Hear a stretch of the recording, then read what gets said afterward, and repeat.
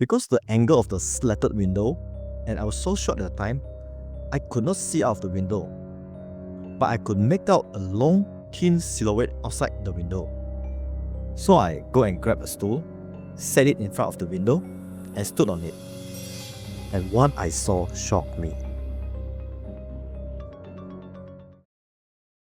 This is a true story that happened to me when I was 8 years old. At the time, my family wasn't financially well off, so we were living in our grandparents' home. Me and my parents shared the same bedroom. I remember I only went into the bedroom to sleep, so I usually wasn't there during the day, especially not alone. One day after class, my mum dropped me home before heading to work.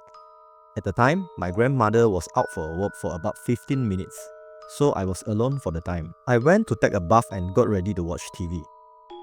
Normally, I will change my clothes in the bathroom after bathing, but that day, I forgot to bring my clothes with me, so I have to wrap myself in a towel, then walk to the bedroom to get my clothes. The window in my bedroom at the time was an old-style slatted window. When it is open, air will flow in, but people outside couldn't see in. Back then, I didn't really care if anyone saw me changing. It wasn't like someone could just get in. It was a small town, and everyone knew each other. Plus, the house had a gate, and I will hear it creak if someone came in. So I didn't really bother closing the blinds. I had just put on my pants and was about to put on my shirt when I heard a sound from the window. It was the sound of the glass moving against the metal panel. I couldn't see anything, so I walked closer to the window. Because the angle of the slatted window, and I was so short at the time, I could not see out of the window, but I could make out a long, thin silhouette outside the window. So I think I must see what exactly is outside of the window. So I go and grab a stool, set it in front of the window, and stood on it. And what I saw shocked me. Between the glass panel was a twisted face, staring right back at me. I couldn't tell if it was a man or a woman, but the face, it was trying to squeeze into the gap between the window. It is trying to get into my room. I was so shocked, I lost my balance and fell off the stool, shouting in fear.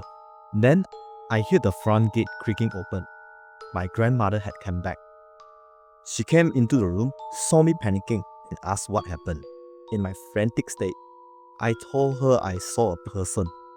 Well, I don't know what else I can call it, trying to get into the house through the window.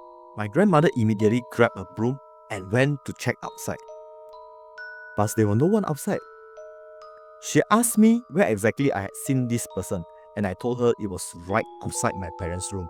She told me I must be seeing things. When she came in through the front gate, she had a clear view of the area outside the room. Also, there were flowers planted right outside the window. If someone had been standing there, they would have destroyed the plants or at least leave a mark. The image of that face squeezing against the window still scares me. I refused to watch TV alone in the bedroom after that. I told my grandmother, and she reassures me that it's all just my imagination. I thought that was the end of it. Then, later that evening, my parents came home, and I told them what I saw. Then my grandmother came in and told them I was just seeing things. I didn't really argue. I didn't have a good explanation, so we just go with it and went for dinner. That night, when we were all fast asleep, I woke up again to the sound of the window hitting the metal railing again. I looked in that direction, and I froze in fear. That person's head was now fully inside the room, with its body still outside, squeezing. I screamed and woke my parents out.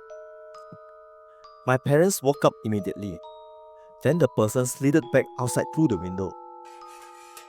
My parents asked me what happened, and I told them again about the person. They were silent for a moment. The next morning, my parents took me to a Chinese temple in our town, and I remember them speaking to an old Chinese person, explaining what I had seen. Then, he asked me to pray in the temple. After we finished praying, the old man gave me a red amulet. Inside was a talisman, and he told me to keep it with me for protection. Since that day, I never saw that strange figure again. Even now, I still keep the talisman with me in my bag wherever I go. The memory stays with me. I think it was some kind of spirit trying to enter our home for some unknown reasons. Even today, when I am alone in my room, I sometimes imagine that face trying to come through the window. But fortunately, it never happened again. And I hope it never will. Hi everyone, thank you so much for watching until the end. Especially to those of you who are already subscribed and still tuning in every time. I really appreciate. If you haven't subscribed yet, please consider hitting that button, dropping a like, and leaving a comment. This helps the algorithm push my content. And if you'd like to support me further, you can also check out my Patreon. Also, this is the first time I use my own voice in a video. So it's something I've been nervous about for a long time, but I finally did it. And I really hope you guys like it. Thank you again, and I see you guys in the next video. Bye bye.